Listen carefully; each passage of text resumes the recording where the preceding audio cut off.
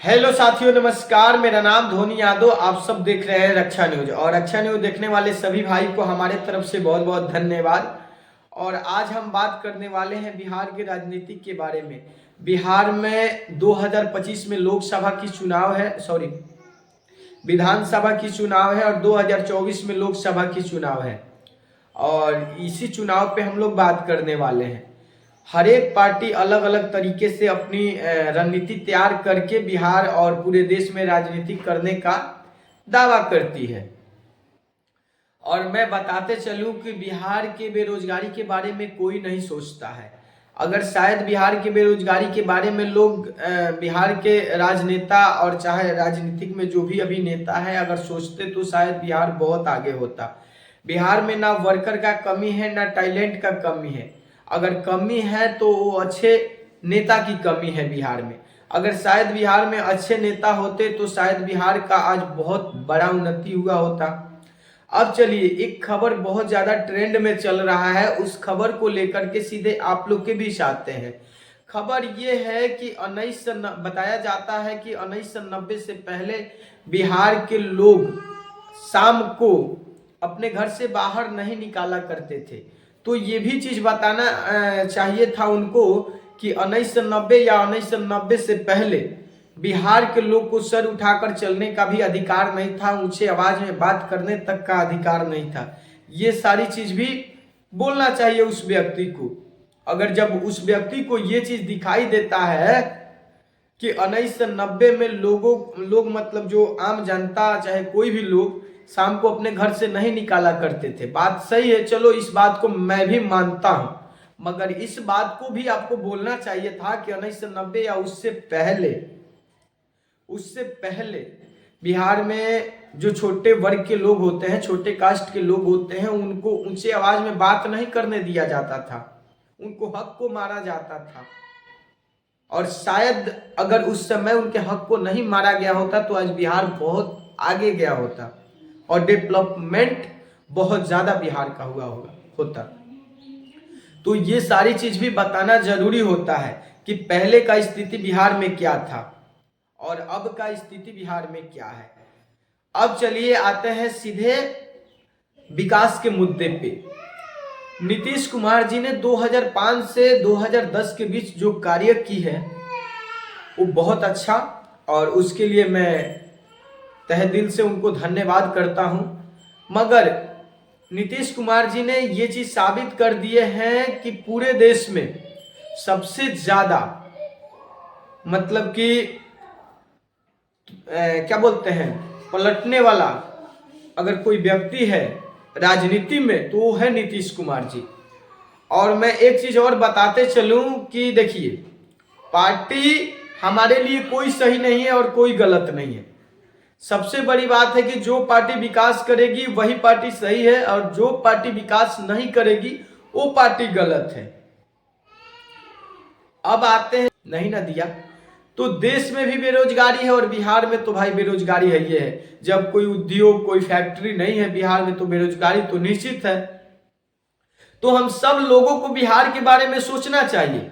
और देखिए, लालू प्रसाद यादव को जो व्यक्ति गलत बोलते हैं ना, उस व्यक्ति को मैं बस इतना ही बोलने का मैं प्रयास करूंगा कि लालू प्रसाद यादव ही ऐसा एक शख्स है जिन्होंने बिहार के लोगों को वो अपनी मतलब ढंग से और अपनी राजनीति के बदौलत आवाज दिया। तो आज हम सब बोल रहे हैं और अच्छे से बात भी कर रहे हैं। अब तो किसी से डरेंगे ही नहीं। और हमें पूरा विश्वास है कि तेजस्वी यादव, देखिए मैं यादव हूं तो यादव का सपोर्ट कर रहा हूं, ये कोई बात ऐसा नहीं है, ठीक है, ऐसा कोई बात नहीं है।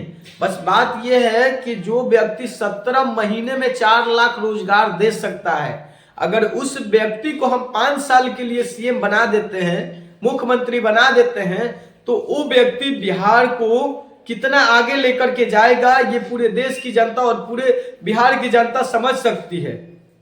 तो हमें सिर्फ एक बार मौका देना चाहिए उस व्यक्ति को, जो व्यक्ति हर नेता को सिखाता है कि राजनीति कैसे किया जाता है।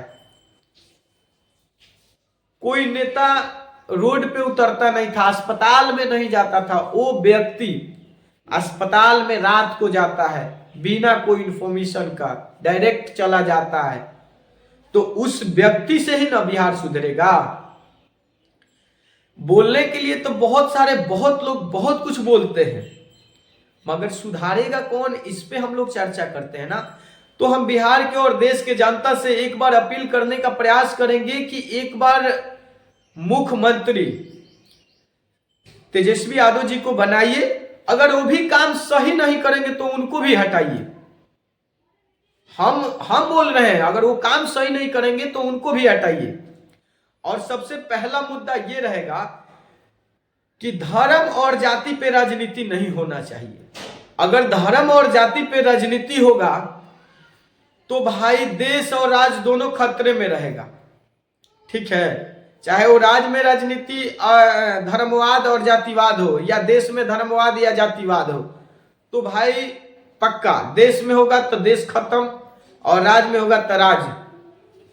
विकास नहीं होने वाला है भाई, धर्म और जाति से विकास नहीं होने वाला है।